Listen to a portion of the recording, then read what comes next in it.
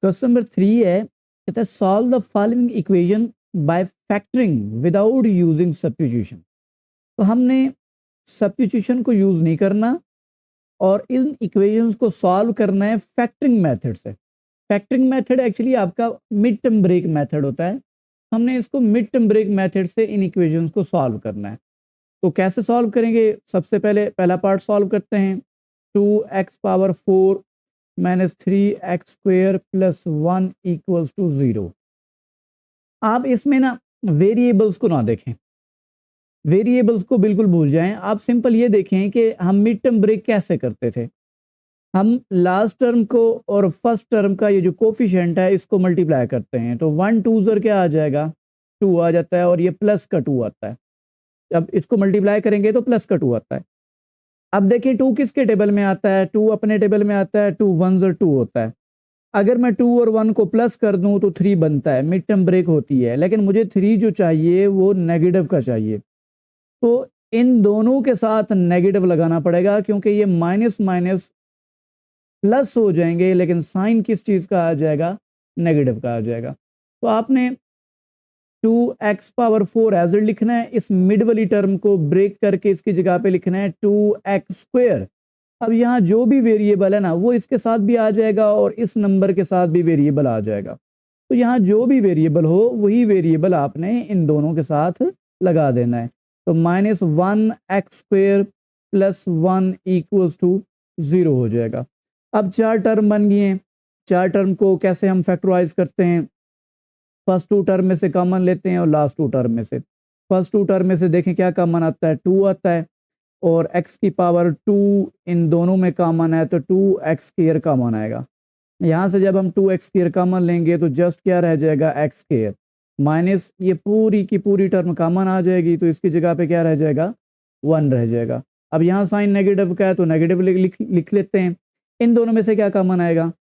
1 common आता है। यहाँ से जब कुछ भी कॉमन नहीं आता फिर यहाँ से 1 कॉमन आएगा। तो 1 कॉमन लेने से क्या होगा? सिर्फ इनके ये वाले जो साइन है ये चेंज हो जाएंगे। तो ये प्लस का x² हो जाएगा, ये प्लस है तो माइनस में कन्वर्ट हो जाएगा, 1 इक्वल्स टू 0 हो जाएगा। फिर आपको यही बताया जाता है कि ये टर्म और ये टर्म सेम होती है, आप इसको 1 टाइम लिखा करें और इसको कंबाइन कर दें। 2x² माइनस 1 इक्वल्स टू 0 हो जाएगा। अब क्या करेंगे?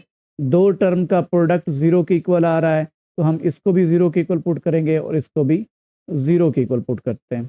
चलें, x² माइनस 1 इक्वल्स टू 0 हो जाएगा और दूसरी टर्म क्या थी? 2x² माइनस 1 इक्वल्स टू 0 हो जाएगा। यहाँ से अगर मैं x² को अलग करना चाहूँ तो 1 माइनस हो रहा है, इधर आके प्लस हो जाएगा। फिर x का स्क्वायर एंड करने के लिए इधर से भी स्क्वायर रूट लिया जाता है और इधर से भी स्क्वायर रूट लिया जाता है। तो जब हम इक्वेशन को सॉल्व करते हुए स्क्वायर रूट लेंगे तो यहाँ प्लस माइनस लाजमी लगाते हैं, स्क्वायर अंडर रूट के साथ कैंसिल आउट हो जाएगा। x इक्वल्स टू इनका 1 का अगर आप रूट ले लें, अंडर रूट ले लें तो 1 ही आता है, तो इसके ऊपर कोई फ़र्क नहीं पड़ता है। यहाँ से मैं अगर x² को अलग करना चाहूँ तो ये -1 है, इधर आके क्या हो जाएगा? +1 हो जाएगा और 2 मल्टीप्लाई हो रहा है, इधर आके डिवाइड हो जाएगा, इक्वल्स टू x² रह जाएगा। अब क्या करेंगे? हमें x फाइंड आउट करना है। सॉल्व करने का मतलब यही होता है कि आपने x की वैल्यू फाइंड आउट करनी है। तो x की वैल्यू फाइंड आउट करने के लिए आपको ये स्क्वायर एंड करना पड़ेगा। स्क्वायर एंड करने का क्या तरीका है? अंडर रूट लिया जाता है, स्क्वायर रूट लिया जाता है। तो आपको लिखने की ज़रूरत नहीं है यहाँ पे, तो डायरेक्ट हम कर सकते हैं। तो x equals two plus minus, देखें 1 का अंडर रूट लेंगे तो 1 आएगा और नीचे 2 का अंडर रूट लेंगे तो वो ओपन नहीं होता है, ये एक प्राइम नंबर है तो एज इट लिख देंगे इसको। तो ये हमारे पास 2 आंसर ये आ गए हैं और 2 आंसर ये आ गए हैं। ये हमारा फाइनल सॉल्यूशन सेट होगा। Solution set equals to +-1 and +-1 over under root 2। Second part है हमारे पास 8x⁻6 minus 7x³ minus 1 equals to 0 है। तो हम मिड टर्म ब्रेक करते हैं। लास्ट टर्म हमारे पास -1 है, फर्स्ट टर्म 8 है, तो प्लस माइनस माइनस 8 1 ज़र 8 हो जाता है। अब 8 किसके टेबल में आता है जी? 2 4 ज़र 4 2 ज़र आता है और 8 1 ज़र भी आता है। लेकिन अगर आप इन दोनों को प्लस माइनस करें तो 6 आता है प्लस करें तो 6 आता है, माइनस करें तो 2 बचता है। हमें क्या चाहिए, 7 चाहिए। तो 8 में से 1 को माइनस करेंगे तो 7 बच जाएगा, लेकिन 7 किस चीज़ का चाहिए, माइनस का। तो बड़े नंबर के साथ माइनस लगाएंगे, छोटे नंबर के साथ प्लस का साइन लगेगा। तो 8x power 6 minus 8x cube, देखें क्यूब था, यहाँ पे भी क्यूब आएगा और इसके साथ भी क्यूब आएगा। 1x cube minus 1 equals to 0, ये एज इट आ जाएगा। अब 4 टर्म बन गई, फर्स्ट 2 टर्म में से कॉमन लें तो 8 आता है और x की पावर 3 कॉमन आता है। तो यहाँ से जब कॉमन लेंगे x पावर 3 रह जाएगा, माइनस ये पूरी टर्म कॉमन आ जाएगी तो इसकी जगह पे 1 रह जाएगा। यहाँ प्लस का साइन है तो प्लस लगा देंगे, यहाँ से 1 कॉमन आता है तो x cube minus 1 equals to 0 आ रहा है। अब ये 2 टर्म सेम बन गई हैं, x क्यूब माइनस 1 को हम 1 टाइम लिखेंगे और इसको कंबाइन कर देंगे, 8x cube plus 1 equals to 0 आ जाएगा। फिर से अगेन 2 टर्म का प्रोडक्ट 0 के इक्वल है, फिर हम क्या करेंगे, इसको भी 0 के इक्वल पुट करेंगे, x cube minus 1 equals to 0 और इसको भी 0 के इक्वल पुट करेंगे। यहाँ से अगर मैं x क्यूब को अलग करना चाहूँ तो x क्यूब इक्वल्स टू क्या आएगा, यहाँ से 1 आ जाएगा। और यहाँ से अगर मैं x क्यूब को अलग करना चाहूँ तो 1 पहले प्लस हो रहा है, इधर आके माइनस हो जाएगा, 8 मल्टीप्लाई हो रहा है, इधर आके डिवाइड हो जाएगा, x क्यूब अलग हो जाएगा। यहाँ से x को कैसे सॉल्व, x की वैल्यू कैसे फाइंड आउट करेंगे। देखें x का क्यूब नज़र आ रहा है आपको, तो इस क्यूब को एंड करना है आपने। तो क्यूब को एंड करने के लिए हम क्यूब रूट लेते हैं, यहाँ पे 3 लिख देने को हम क्या कहते हैं, क्यूब रूट है। इधर से भी क्यूब रूट लेंगे, इधर से भी क्या लेंगे, क्यूब रूट। 1 का क्यूब रूट लेंगे तो 1 आता है, और इधर से अगर आपने x की वैल्यू फाइंड आउट करनी है तो क्यूब को अगेन ख़त्म करना पड़ेगा। तो क्यूब को ख़त्म करने के लिए क्या लिया जाता है, क्यूब रूट लिया जाता है। तो ये क्यूब रूट आ गया, यहाँ से क्यूब रूट के साथ कैंसिल आउट हो जाता है। और इसका अगर आप कैलकुलेटर पे लिखें तो ये कैलकुलेटर है, इसमें आप शिफ्ट प्रेस करके या अंडर रूट प्रेस करेंगे तो क्यूब रूट आ जाता है। इसके अंदर क्या लिखना है, -1 डिवाइडेड बाय 8। इसका आंसर क्या आता है, -1/2। तो पता ये चला कि इसका क्यूब रूट क्या आंसर आता है, -1/2। तो ये आपके पास x की वैल्यूज़ 2 आ गई हैं, तो इनका सोल्यूशन सेट यही होगा, 1 एंड -1/2, ये हमारे पास आंसर आ जाएगा। थर्ड पार्ट है हमारे पास x² + 1 over x² equals to 2। पहले देखें ये जो इक्वेशन है ये आपकी स्टैंडर्ड फॉर्म में नहीं है, तो हमें इसको स्टैंडर्ड फॉर्म में लिखना पड़ेगा। इसकी अब फ्रैक्शन ऐड करना पड़ेगा। फ्रैक्शन ऐड करने के 2 तरीके हैं। देखें आप पहले इनका एलसीएम ले लें, आपकी मर्जी है। इस x² के नीचे 1 होता है, तो दोनों का डिनोमिनेटर सेम करना है, तो इसको हम x² से मल्टीप्लाई करेंगे। तो इसको जब x² से मल्टीप्लाई किया जाएगा तो फिर इसको भी हमें x² से मल्टीप्लाई करना पड़ेगा। तो ये जब मल्टीप्लाई होगा तो x² से मल्टीप्लाई होकर x⁴ + 1 डिवाइडेड बाय क्या आ जाएगा, x²।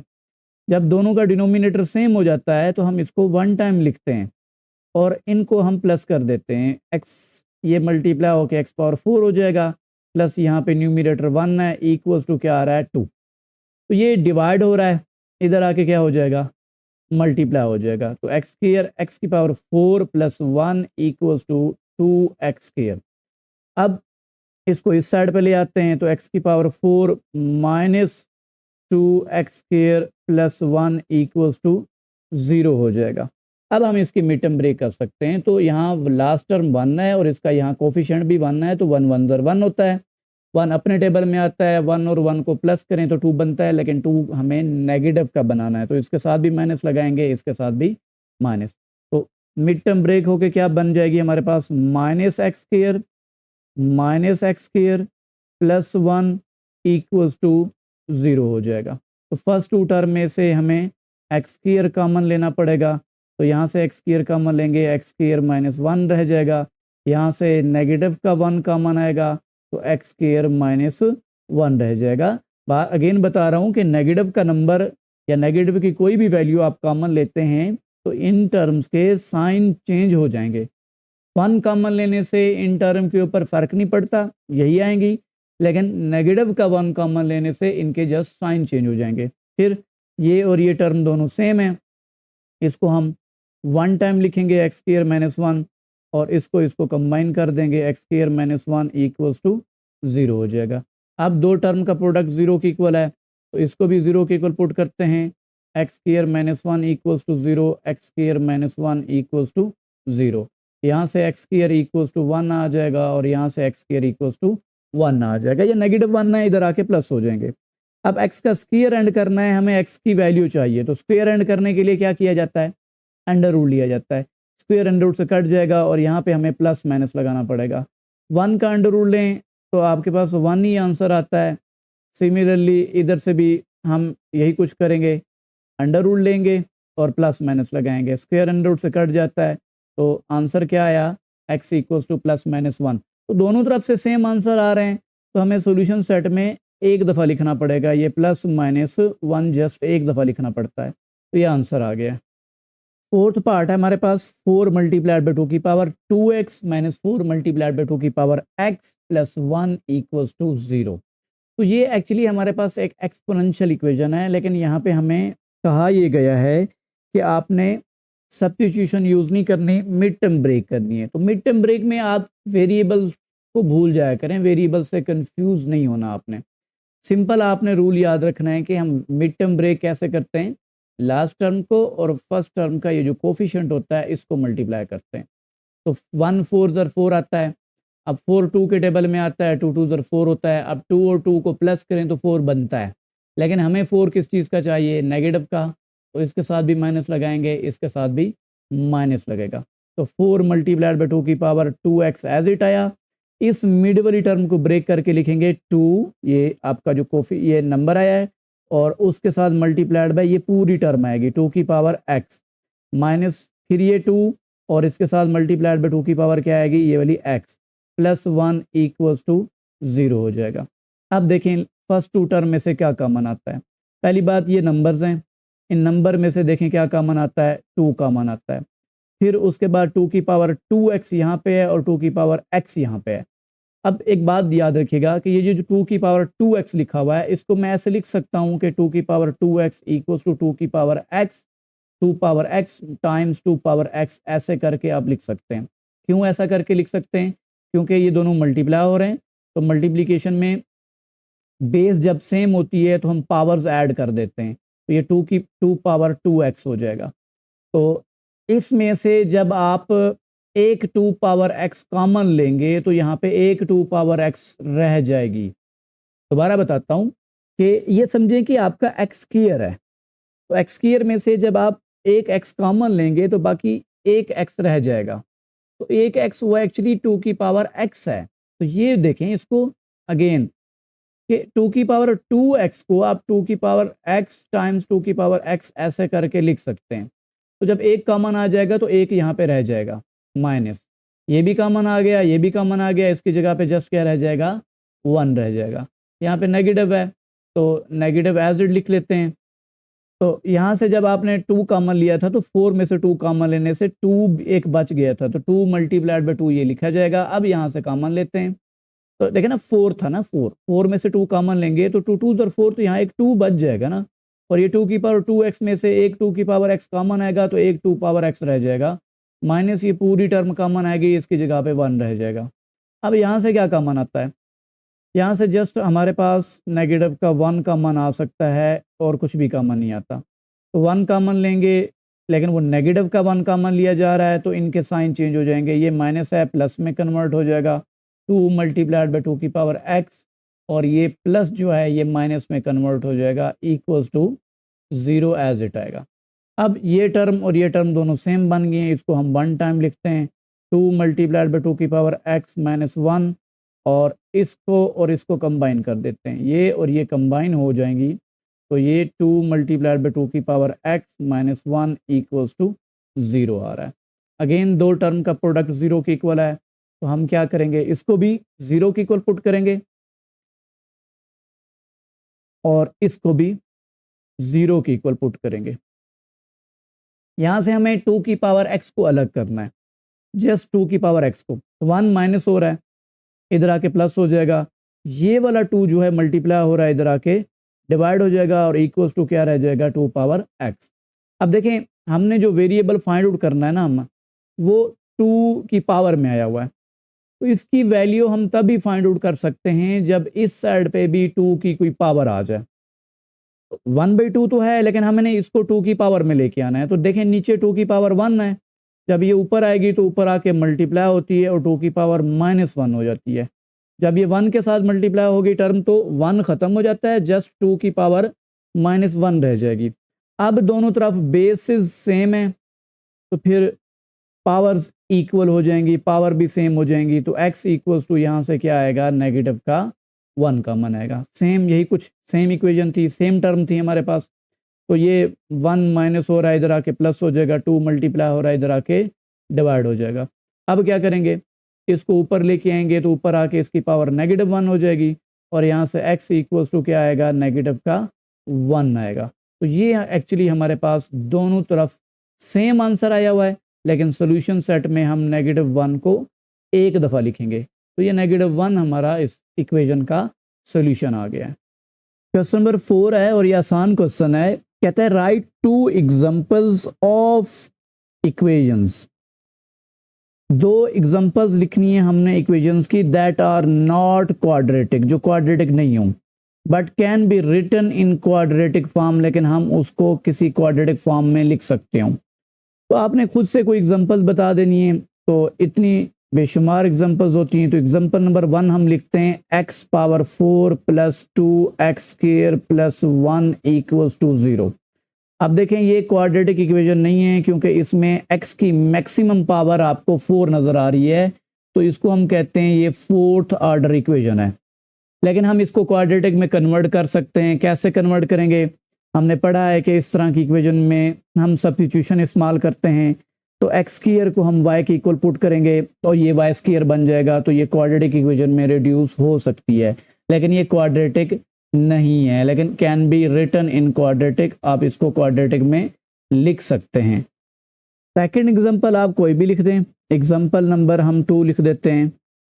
एग्जांपल नंबर 2, अब मैं लिखता हूँ 7x पावर 6 - 4x पावर 3 + 1 = 0। तो आपके पास इन्फिनिट इक्वेशंस होती हैं, आप एग्जांपल के तौर पे कोई सी भी 2 इक्वेशन लिख सकते हैं जो क्वाड्रेटिक ना हो, लेकिन हम उसको क्वाड्रेटिक में रिड्यूस कर सकते हो। तो ये क्वाड्रेटिक में रिड्यूस हो जाएगी, तो x की पावर 3 को हम y के इक्वल पुट करके ये x की पावर 3 को y के इक्वल पुट करेंगे तो ये y² बन जाएगा। तो ये आपके पास सेकंड एग्जांपल हो गई। क्वेश्चन नंबर 5 है, कहता है how would you solve this equation y - 4 whole का square - 7 × y - 1 = -6। Right explanation and then solve the equation. तो पहले वो कहता है कि आप एक्सप्लेनेशन बताएं कि आप इस क्वेश्चन को कैसे सॉल्व करेंगे, फिर जो मेथड आप बता रहे हैं, एक्सप्लेन कर रहे हैं, तो आप उसको सॉल्व करके कि बताएं कि इक्वेशन को आप सॉल्व कैसे करेंगे। तो हम लिखेंगे कि we will solve this equation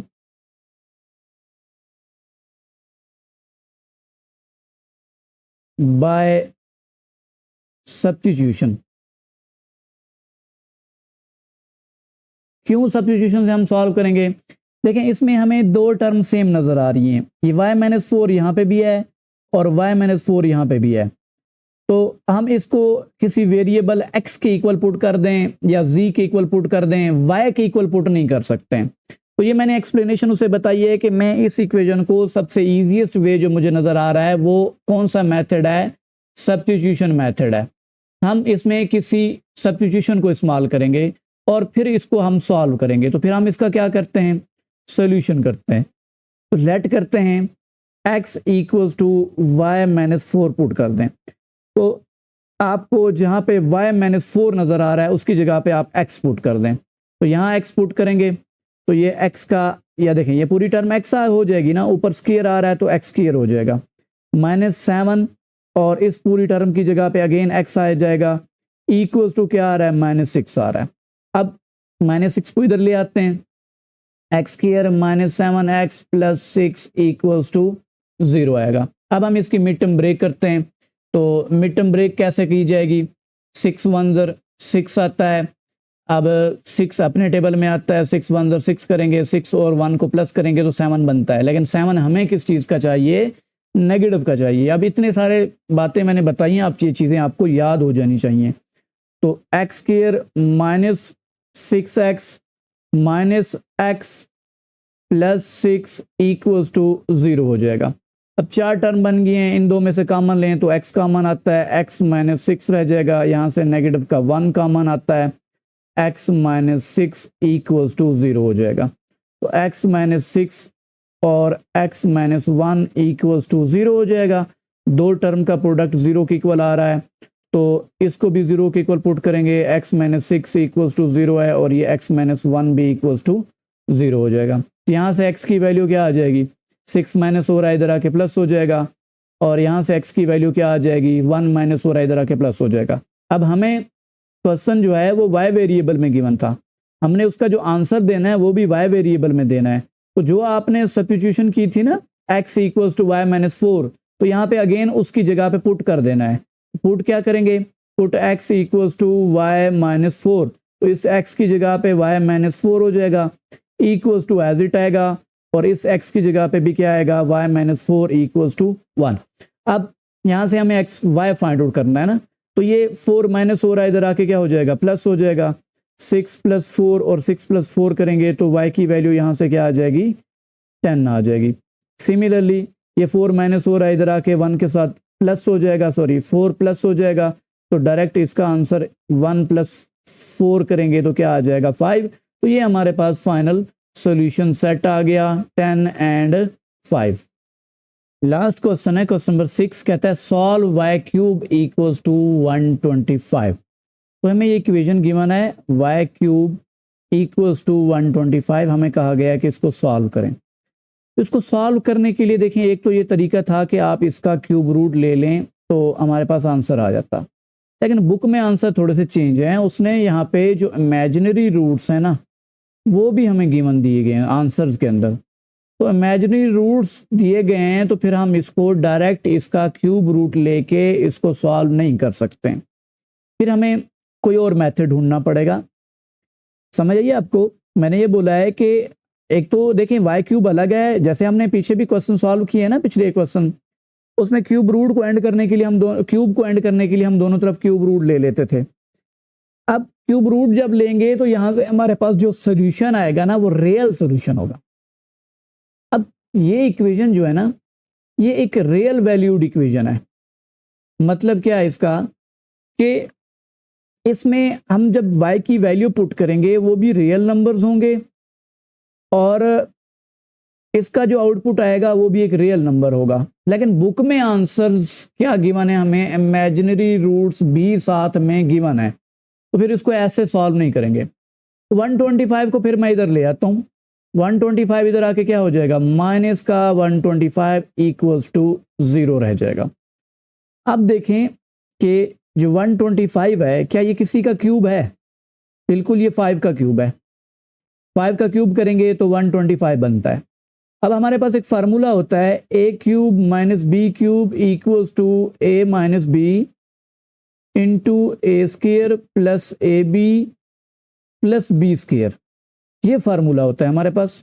तो यहाँ पे हम वो फार्मूला यूज करेंगे, a की जगह पे y आया हुआ है और b की जगह पे क्या आया हुआ है 5। तो हम इसको कैसे करके लिखेंगे, a minus b, y minus 5 आएगा इंटू ए स्क्वायर, a आपके पास क्या चीज़ है यहाँ पे y है तो y का स्क्वायर हो जाएगा, plus a multiplied by b, mean 5 को y के साथ मल्टीप्लाई कर देंगे और लास्ट टर्म क्या आती है b का स्क्वायर, मीन 5 का स्क्वायर हो जाएगा, इक्वल्स टू क्या आएगा 0 आएगा।